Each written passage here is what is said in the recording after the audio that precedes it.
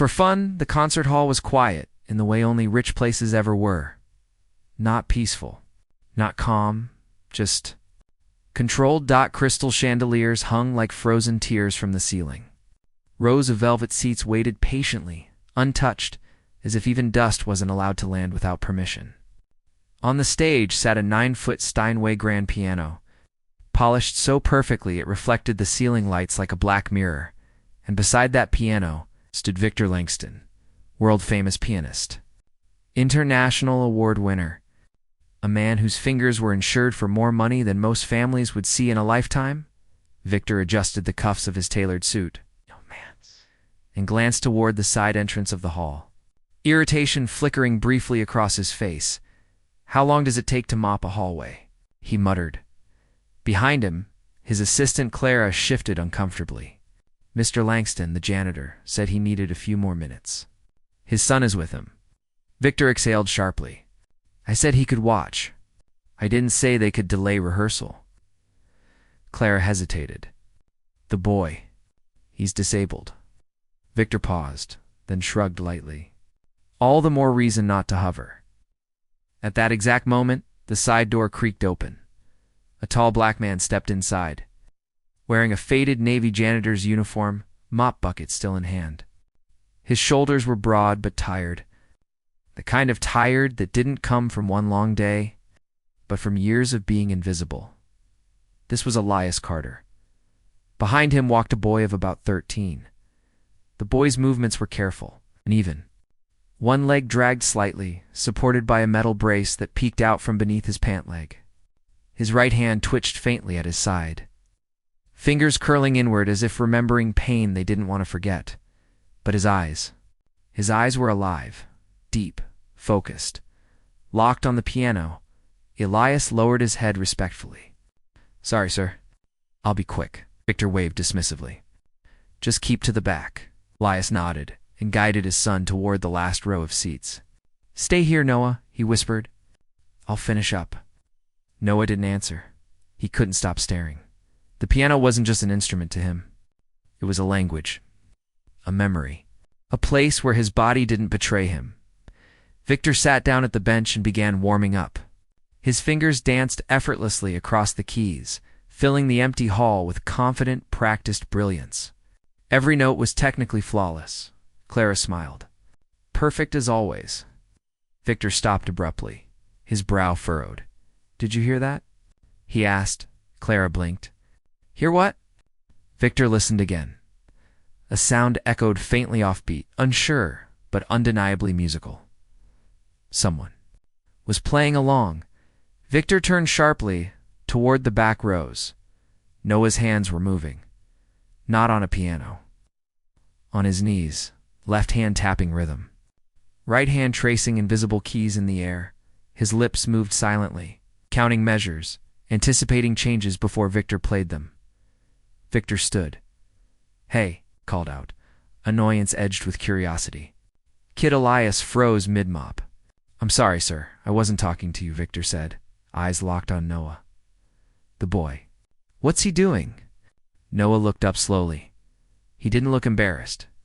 He looked startled, like someone woken from a dream. "He likes music," Elias said quickly. "He listens. A lot." Victor walked closer, studying the boy with a pianist's eye. "He's keeping time perfectly." "That doesn't mean anything," Clara said softly. Victor crouched slightly, tilting his head. "What's your name, kid?" "Noah," he replied, voice calm but careful. Victor pointed toward the piano with a half smirk. "You think you could play that?" Elias stepped forward immediately. "Sir, please, he can't." Victor raised a hand. "Relax," I said for fun. A few chuckles echoed from the tech crew near the stage. Noah swallowed. His fingers trembled not from fear, but from restraint. "I can try," he said. Victor laughed lightly. "That's adorable." Elias's jaw tightened. He leaned down to Noah. "It's okay. You don't have to." Noah shook his head slowly. "I want to." The hall went quiet again. Victor gestured grandly. "Be my guest." Elias helped Noah up the steps. Each one was a battle. Every movement reminded the room that this boy didn't belong on a stage. Like this, at least not in the way people expected. Victor stepped aside. "Amused, sit," he said. Noah lowered himself onto the bench, adjusting carefully. His right hand shook harder now. He tucked it briefly under his thigh, breathing in. The room waited. Victor folded his arms. Smirk firmly in place. "Whenever you're ready," he said. Noah closed his. Eyes dot, and then his fingers touched the keys. The first note rang. Out. Clear. Intentional.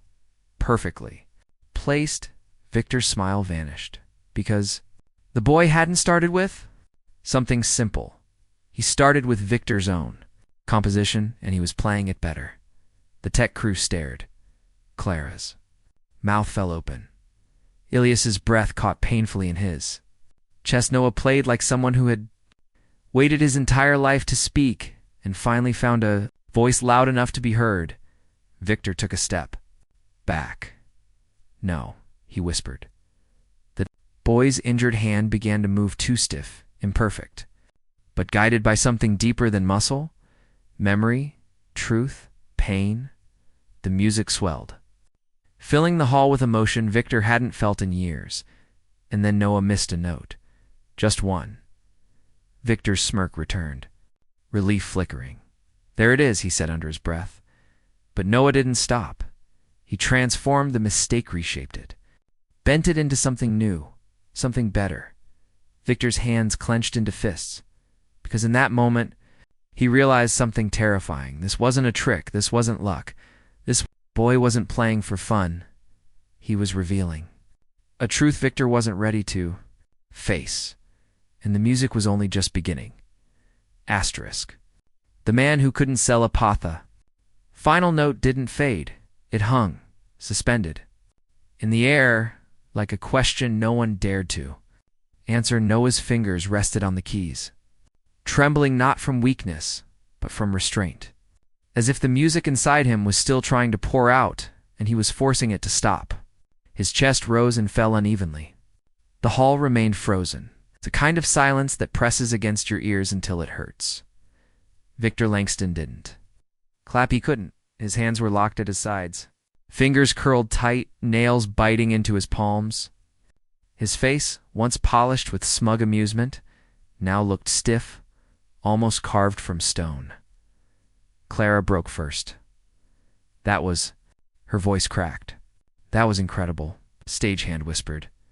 "Did you hear that modulation? No one plays that passage like that," another murmured. He rewrote it mid-performance. Victor turned sharply. "Enough." The whispers died instantly. Noah opened his eyes and looked around. For a split second, fear crept in, fear he knew well. The fear that came every time adults changed their tone. The fear that said you went too far. Elias stood frozen near the steps, heart pounding so loud he was sure the entire hall could hear it. "I'm sorry," Noah said softly, already starting to slide off the bench. "I didn't mean to." Victor raised a hand. "No." Noah stopped. Victor walked toward the piano slowly, deliberately, each step echoing far louder than it should have. He stopped inches from Noah, towering over him. "How long?" Victor asked. Noah blinked. "How long? What? How long have you been playing?" Noah hesitated. He glanced at his father. Elias cleared his throat. "He started young. Before the accident." Victor's eyes snapped to Elias. "Accident?" Elias swallowed. "Car crash. 6 years ago. Took his mother. Left him like this." The hall shifted. Sympathy moved through the air, quiet and uncomfortable. Victor looked back at Noah, studying him not as a novelty anymore, but as a problem. And yet Victor said slowly, "You play my work better than I do." Noah didn't respond, because he didn't know if that was praise or a warning. Victor straightened. "You memorized the piece?" "Yes, sir." "From recordings?" "Yes, sir." Victor laughed once. A sharp, humorless sound. "Figures." He turned away abruptly. "Clara, rehearsal's over, but I said it's over." Clara nodded, conflicted, and began ushering the crew out. Equipment shuffled. Chairs scraped. The magic of the moment drained away as reality returned. Heavy and cold, Noah stood slowly, wincing as his brace locked. Elias hurried forward. "Thank you for letting him play, sir." "We didn't mean any trouble." Victor didn't look at him. "You should be careful," he said flatly. Elias frowned. "Careful?" Victor finally turned, his expression controlled, professional. Empty. Talent like that attracts attention. And attention attracts disappointment. Noah's fingers curled. Victor gestured toward the exit. "You can go." No applause, no congratulations, no acknowledgement of what had just happened. Elias guided Noah away, confusion swirling in his chest. As they reached the door, Noah looked back one last time. Victor was standing alone beside the piano, staring at the keys like they had betrayed him. They rode the bus, home in silence. The city lights passed by the windows in blurred streaks. Noah rested his head against the glass, exhaustion settling into his bones. Elias watched him quietly, pride and fear twisting together inside his chest. "You did amazing," Elias said finally. Noah shrugged. "He didn't like it. That's not your fault." Noah's voice was small. He looked angry. Elias didn't answer, because he'd seen that look before. The look people get when they realize the world isn't as fair as they told, and themselves it was. The next morning, Elias arrived at work early, too early.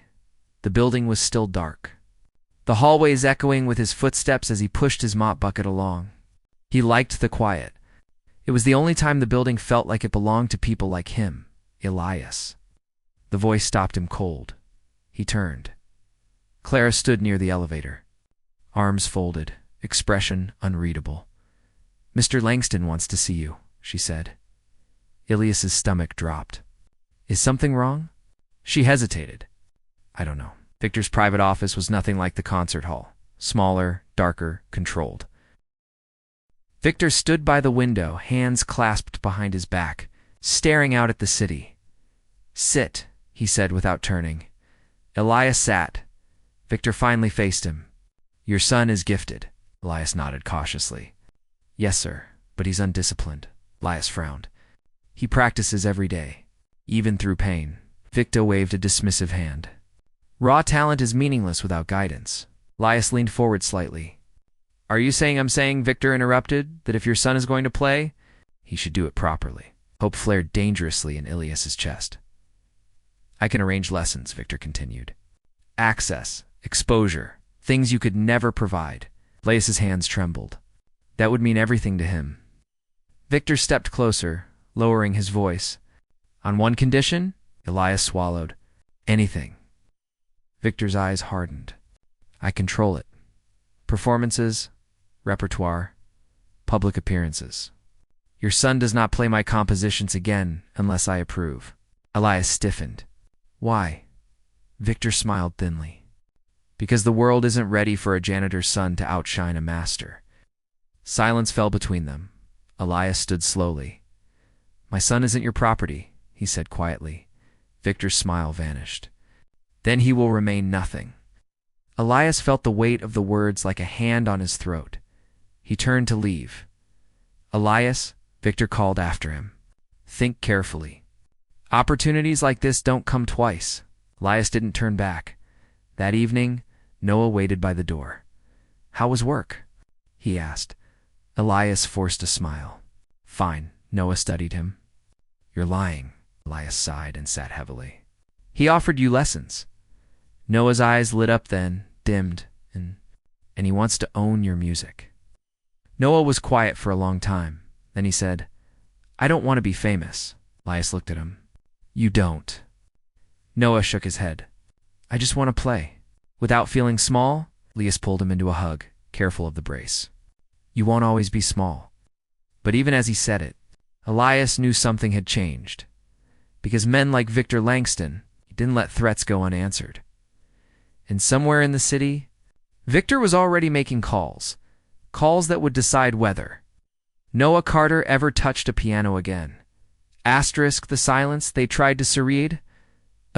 First rejection came quietly. So quietly that Elias almost missed it. He stood in the narrow hallway of their apartment building, phone pressed to his ear. staring at the peeling paint on the wall as the voice on the other end softened into something rehearsed and polite. "We've decided to move in a different direction," the woman said. "But please tell your son he's very inspiring." The line went dead. Ilias lowered the phone slowly in the living room. Noah sat at the upright piano they'd bought secondhand years ago, one missing key, two others slightly yellowed. His fingers hovered above the keys, waiting. Always waiting. "Well?" Noah asked without turning. Elias forced a smile that didn't reach his eyes. "They said they'll call back." Noah nodded, accepting the lie with grace that felt far too old for a 13-year-old. The second rejection came the next day, then the third, then the fourth. Private. Instructors suddenly had full schedules. Youth programs that had once begged Noah to audition now claimed budget cuts. Even the community center stopped returning emails. By the end of the week, the silence was deafening. Elias sat alone at the kitchen table late one night. Letters spread out in front of him. Different logos. Different fonts. Same words. Not a good fit. No availability. "We regret to inform you." His hand shook. This wasn't coincidence. He knew power when he felt it pressing down on his chest. From the hallway, Noah watched quietly. "You don't have to hide it," he said. Elias looked up, startled. "Hide what?" Noah walked closer, leaning against the doorframe. "They don't want me anymore." Elias stood abruptly. "That's not true." Noah tilted his head. "Did I do something wrong?" The question broke something inside Elias. "No," he said fiercely. "You did everything right." "Then why does it feel like the world slammed a door the moment I touched that piano?"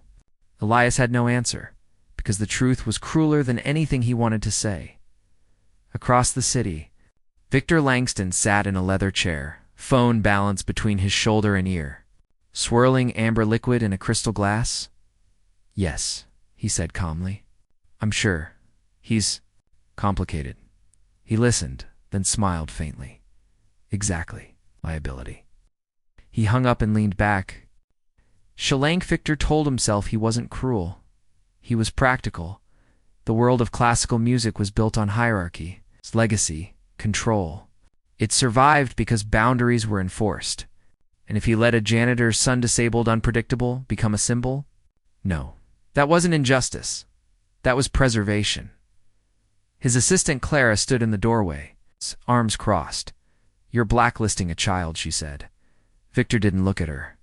"I'm protecting a standard. You played your piece better than you did." Victor's jaw tightened. That doesn't make him ready or acceptable. Clara shot back. Victor stood suddenly. "Enough." Clara didn't move. "You're afraid." Victor turned, eyes sharp. "Of what?" "That he's proof," she said quietly. "That talent doesn't care about status, race, or your name on a program." Victor stared at her for a long moment, then he said coldly, "You're dismissed." Clara walked out, but not before glancing back once, and for the first time. Victor felt something unfamiliar. Doubt. Weeks passed. Noah still practiced every day, even when his hand cramped. Even when his leg throbbed. Even when no one was listening. The piano didn't reject him. It never did. But one afternoon, as Noah finished a piece, Elise's phone buzzed. He answered cautiously. "Mr. Carter?" a voice asked. "This is Daniel Reyes from the Harbor Youth Arts Foundation." Elias's heart jumped. "Yes. We've heard about your son." Elias held his breath. "There's an open slot in our upcoming showcase," Daniel continued. "Very selective. Invitonally." Elias felt dizzy. "You want Noah?" "We do," Daniel said. "But there's a complication." Elias closed his eyes. "Of course there is." "We received a call," Daniel admitted. "A warning." Elias's jaw clenched. "From Victor Langston." Silence. "Yes," Daniel said quietly. "But I don't like bullies." Elias's breath hitched. "We'll give your son a chance," Daniel continued. "But if he performs, it will be public. No hiding. Are you prepared for that?" Elias looked at Noah, who was watching him intently. "Yes," Elias said. "We are." The showcase was held in a modest theater near the waterfront. No chandeliers, no velvet seats. Just raw wood, warm lights, and an audience that came to listen. Backstage, Noah adjusted his jacket nervously. His hand shook more than usual. "What if I mess up?" he asked. Elias knelt in front of him. "Then you keep going. Just like last time." Noah nodded. "What if they laugh?" "They won't. And if they do," Elias smiled softly, "then they weren't listening." A stage manager poked her head in. 5 minutes. Noah rolled his shoulders, breathing carefully, out in the audience. Daniel Reyes scanned the crowd, then his stomach. Dropped Victor Langston had arrived. Front row, perfect posture. Arms crossed. Victor smiled when Daniel noticed. Him, a smile that said, "I dare you." Backstage. Clara stood quietly near the curtain. She hadn't told Victor she'd be here. She hadn't told him she was rooting. For the boy Noah was announced. The applause was polite, curious, skeptical. Noah walked onto the stage slowly, each step deliberate. His brace clicked softly against the floor. An audible reminder of everything he wasn't supposed to be. Victor watched intently. This will end tonight, he thought. Noah sat. He placed his hands on the keys and began. The first notes were gentle almost, fragile. The audience leaned in. Then the music shifted. Strength surged through the melody. Complexity layered itself effortlessly. Pain and beauty danced together in a way that made hearts tighten. Victor's smile faded because Noah wasn't playing Victor's music. He was playing his own, composition born from loss. From hospitals and hallways, from being overlooked, the audience forgot to breathe. Clara felt tears sting her eyes. Daniel gripped the armrest. Victor felt something crack. Because this time, there was no mistake to cling to. Noah played with authority, with truth, with a voice too loud to silence. And somewhere in the crowd, phones began to rise. Recording, sharing, broadcasting. Victor stood abruptly. "This isn't over," he muttered. But as Noah struck the final chord, the audience erupted. A standing ovation, thunderous, unstoppable. Victor turned toward the exit and froze, because cameras were already pointed at him and the world was about to ask a question he couldn't control. Why was a legend trying so hard to bury a child? When the world started Ninja, the video went live before Noah even reached the parking lot. By the time Elias helped him into the car, his phone was already buzzing nonstop and no numbers. Missed calls. Messages stacking faster than he could read them. "What's happening?" Noah asked, breathing hard, adrenaline still coursing through him. Elias stared at the screen, stunned. "I think they heard you."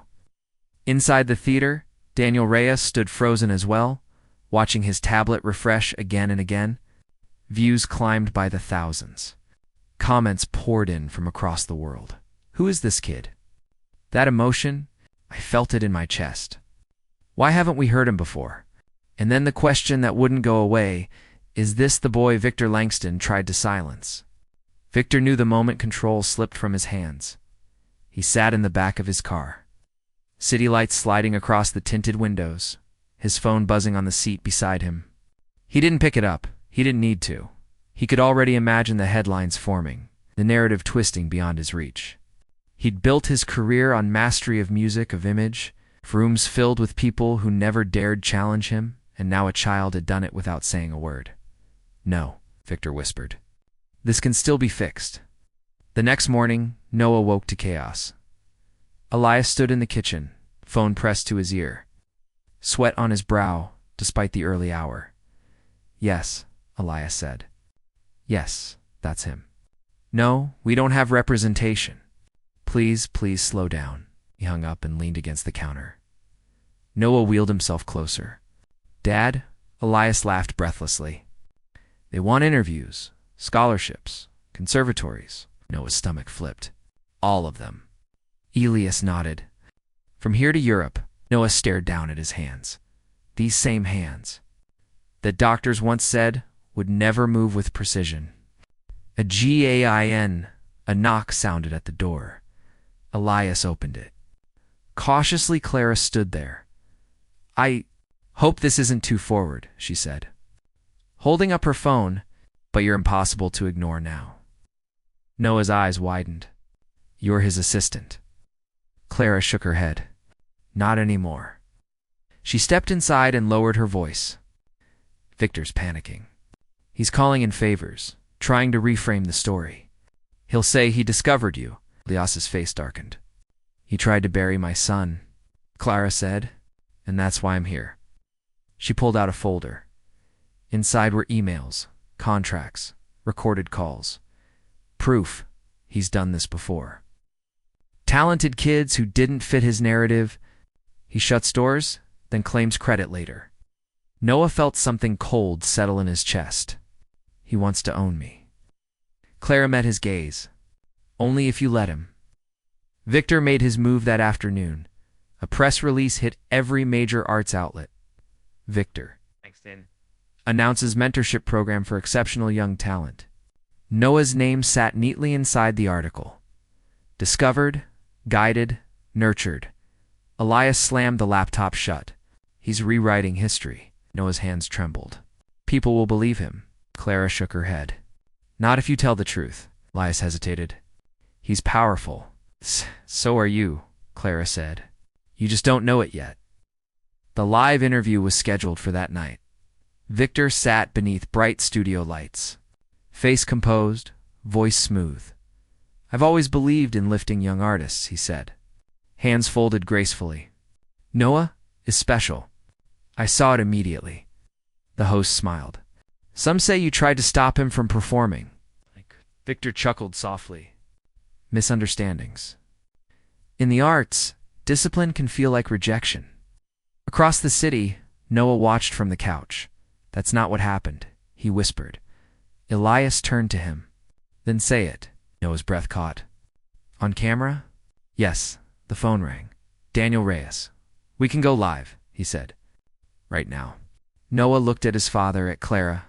At the piano in the corner of the room, he nodded. The split screen lit up Victor. He froze when he saw Noah's face appear opposite his own. The host blinked. Well, this is unexpected. Noah sat up straight, hands folded in his lap, brace visible, unhidden. Mr. Langston, he said calmly. You didn't discover me? Victor forced a smile. Son, this isn't the place you told my dad I would remain nothing, Noah continued, voice steady. You told him the world wasn't ready for someone like me. The room went silent. Noah swallowed. You were wrong. Victor's smile cracked. The host leaned forward. Mr. Langston. Victor opened his mouth, but Noah spoke again. You asked me to play for fun, he said. But when I played the truth, you tried to take it away. Clara released the files. Screens across the studio filled with emails, dates, receipts. Voices Victor stood abruptly. This is a setup. Noah met his eyes. No, this is a spotlight, the audience murmured.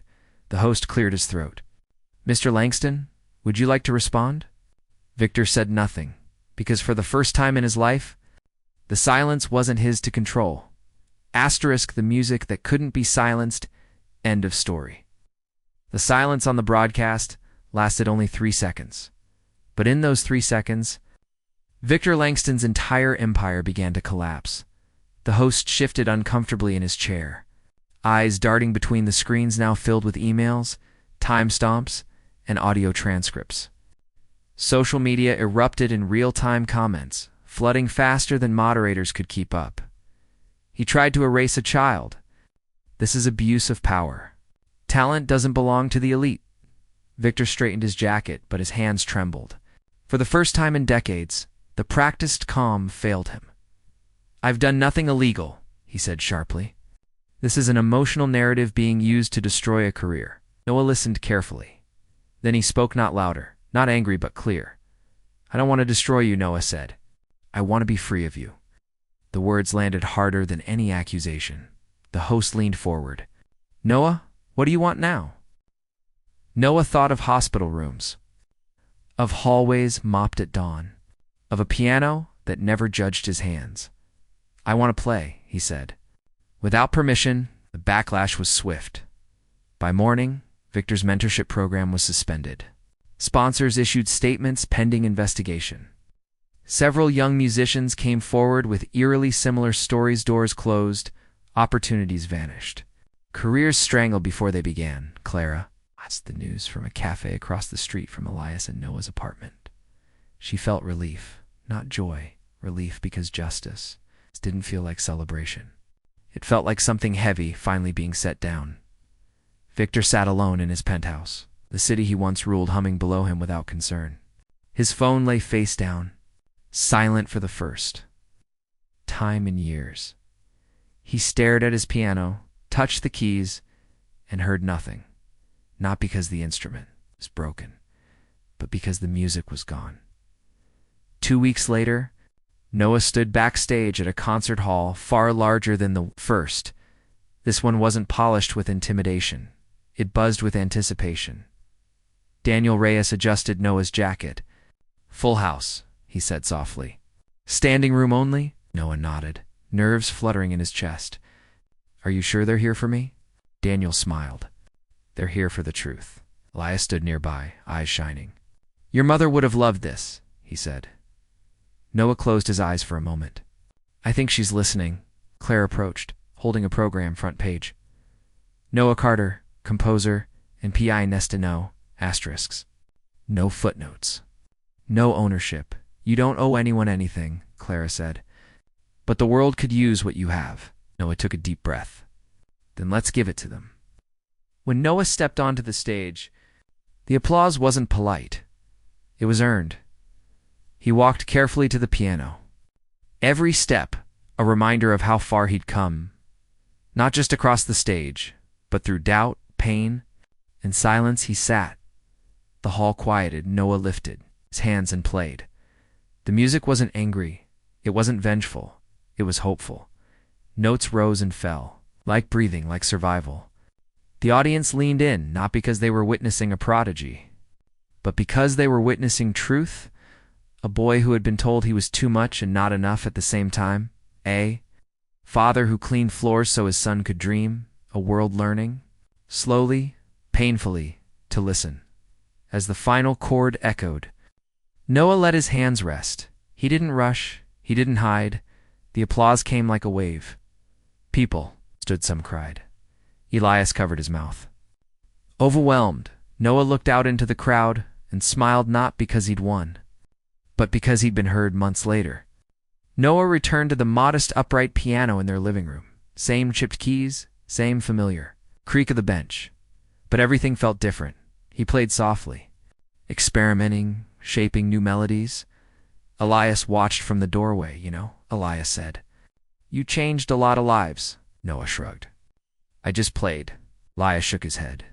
"No, you reminded people that greatness doesn't ask permission." Noah paused, fingers hovering above the keys. "Dad?" "Yes. Thank you for never selling my voice." Elias swallowed hard.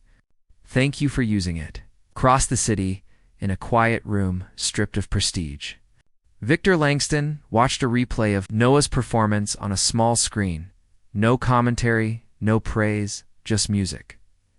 Victor's eyes glistened. Briefly before he looked away for the first time, he understood what he'd lost.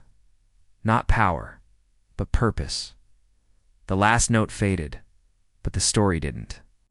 Because somewhere, a child with a broken body and an unbreakable spirit was still playing, and the world at last was listening.